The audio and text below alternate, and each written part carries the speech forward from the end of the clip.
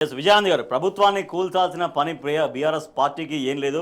So ప్రజలే తిరగబడే రోజు వస్తే ఆల్రెడీ ఆల్రెడీ చాలా చోట్ల చాలా విషయాల్లో ప్రజలు ఎట్లా మాట్లాడుతున్నారో మనం చూస్తున్నాం అనేది నిన్న కేటీఆర్ గారు స్పష్టం చేశారు. సో దానికి రిఫ్లెక్ట్గానే దానికి అనుగుణంగానే పాతాలకి మొత్తం రియల్ ఎస్టేట్ ఆదాయం పడిపోవడం, తర్వాత టోటల్గా ఎక్సైజ్ డిపార్ట్మెంట్ పైనే ఆధారపడడం, వారు అన్నట్టుగా ప్రణాళిక లేకపోవడంతో కనీసం ఆలోచన లేకపోవడంతో మొత్తం భూగర్భ జలాలు మొత్తం అడగండిపోవడం, ఇట్లా ఒకదానికొకటి లింకప్గా ప్రజలే ఫైనల్గా తిరుగుబాటు చేస్తారు. 20 ఏళ్ల దాకా కాంగ్రెస్ పార్టీ జోలికి పోరు, దానికి ఓట్లు వెయ్యరు అంటూ నిన్న కేటీఆర్ గారు స్పష్టం చేశారు. గతంలో జరిగిన రాజకీయాలు చూసినటువంటి ప్రజానీకము ఈ పరిపాలనలో వాళ్ళకున్న అసంతృప్తిని ఎట్లా మరి తొందరగా మాకు మళ్ళీ మా పథకాలు అందాలి, లేకపోతే తెలంగాణలో మళ్ళా గతపు పరిపాలన తొందరగా వస్తే బాగుండనే అసంతృప్తిలోంచి వాళ్ళు వెళ్ళగక్కుతున్న సందర్భంలో ఆ ప్రజలకు వచ్చిన ఫీడ్బ్యాక్ లోంచి చర్చ వచ్చింది. శ్రీనివాస్ రెడ్డి గారు, మన ప్రభాకర్ రెడ్డి గారు మొట్టమొదట మాట్లాడారు. అట్లా చాలా మంది మాట్లాడుతున్నారు. ఇప్పుడు ఇది ఏంటి, రివర్స్ ఉంది. జనరల్ గా రాజకీయ పార్టీలు ప్రభుత్వాలు వీకున్నప్పుడు పడగొట్టే ప్రయత్నం చేస్తారు. టిఆర్ఎస్ పార్టీ ఏమంటుందంటే, మొదటి నుంచి ఎన్నికల ప్రచారంలో కూడా వారు ఏం చెప్పినారు, ఒక్కసారి తప్పు చేస్తే 5 ఏళ్ళు శిక్ష భరించవలసిందే అని మొదలే ప్రచారం చేసి ప్రజలను చైతన్యం చేసినారు. అయినా కానీ కాంగ్రెస్ పార్టీ గెలిచింది. గెలిచిన తర్వాత ప్రజలు అసంతృప్తితో ఉన్నప్పుడు ప్రజలు ఇప్పుడు కాంగ్రెస్ ప్రభుత్వం మీద ఎంత అసంతృప్తితో ఉన్నారో టిఆర్ఎస్ ప్రభుత్వం మీద కూడా అంత అసంతృప్తి వ్యక్తం చేస్తున్నారు అనేది ప్రభాకర్ రెడ్డి గారి ఉద్దేశం. ఏమని అంటే, మీరు ఎందుకు ఓడగొడతలేరు, ఇంకా ఇంత ఇబ్బంది పడుతుంటే మీరు ఇంకా పడగొడతలేరని టిఆర్ఎస్ మీద ఒత్తిడి చేస్తున్నారు ప్రజలు అంటున్నారు అనేది వారి ప్రకటన. ఇప్పుడు రివర్స్ గా ఇది యాక్చువల్ గా డెమోక్రసీలో ప్రజలు ఎన్నుకున్న ప్రభుత్వాన్ని పడగొడితే కోపానికి రావాలి, ఎందుకు పడగొడతలేరని అడుగుతున్నారో ఆ డిమాండ్ ఉన్నదనేది ప్రభాకర్ రెడ్డి గారు చెప్తున్నటువంటి ఒక వింత ధోరణి కనబడుతుంది.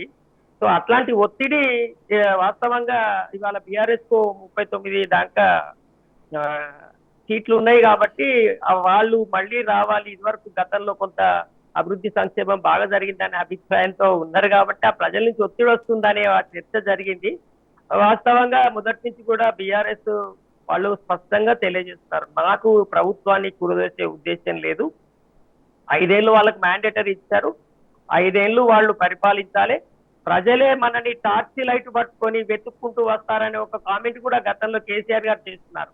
అవును, మనం పడగొట్టిన అవసరం లేదు, టార్చ్ లైట్ పట్టుకొని ఎక్కడున్నారు బీఆర్ఎస్ వాళ్ళని ప్రజలే వెతుక్కుంటూ వస్తారు, వాళ్ళని పరిపాలించనిస్తే సరిపోతుంది, మనం ఇంకేం చేయనక్కర్లేదని అన్నట్టుగానే ఇప్పుడు పెద్దలు భరత్ గారు చెప్పినట్టు జిఎస్టీ ఈ సంవత్సరం మనం మార్చి లెక్కలో చూస్తే మొట్టమొదటిసారిగా తెలంగాణ వచ్చిన తర్వాత 0 జిఎస్టీ వచ్చింది.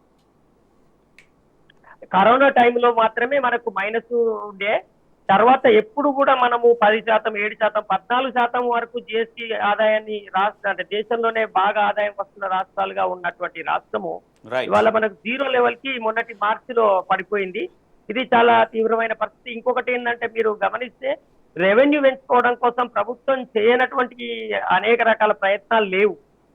ఏం చేసిందంటే, మీకు ఎల్ఆర్ఎస్ తీసుకొచ్చింది, రిజిస్ట్రేషన్ స్టాంప్స్ ఆదాయం పెంచాలని ఇంకా ఎల్ఆర్ఎస్ తీసుకొచ్చింది, ఆ డిస్కౌంట్లు ప్రకటించి అనేక రకాల ప్రయత్నాలు వాళ్ళు చేస్తే కూడా ఆ ఆదాయం కనీసము 38% ఆదాయమే అంటున్నాం. మనం ఇప్పుడు రావాల్సినంత ఆదాయంలో 38% మాత్రమే వచ్చింది అంటున్నాం.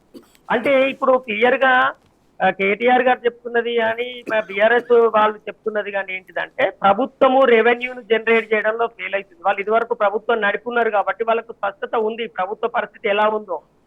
ఇట్లాంటి రెవెన్యూలో వీళ్ళు ప్రభుత్వం నడపలేదు, నడపలక వాళ్ళు ఇబ్బంది పడతారు, ప్రజలే తిరుగుబాటు చేస్తారు. మనం రాజకీయాలలో తప్పుడు పద్ధతులలో ప్రభుత్వాలను దించాల్సినటువంటి అగత్యం అవసరం మాకు లేదనేది వారి